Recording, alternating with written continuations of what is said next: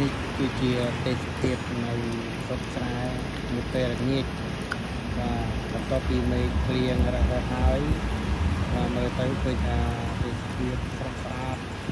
ស្រស់ស្រាយតែម្ដងបងប្អូនមើលចុះបាទស្រស់ស្រាយណាស់នេះសូម